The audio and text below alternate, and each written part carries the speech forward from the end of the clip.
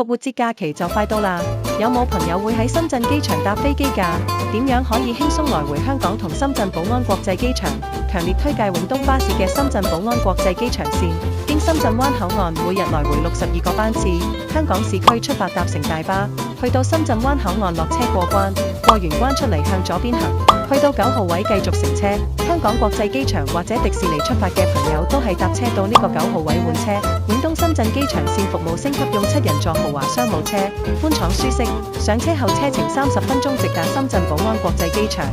喺深圳寶安國際機場返香港，無論你係坐國內定國際航班，落機之後跟住地面交通中心 GTC 嘅指示牌行，去到地面交通中心就會見到永東巴士嘅櫃台，後面就係星巴克，好易揾㗎。上車位置係櫃台對面嘅17號門。行出嚟會見到永東職員，3號車位呢度上車，車程大約30分鐘就到深圳灣口岸。去香港機場或者迪士尼嘅朋友唔使過關，直接轉7人商務車就得。返香港市區嘅朋友喺深圳灣落車自己過關，過完關之後去右前方41、42號位轉乘大巴返市區。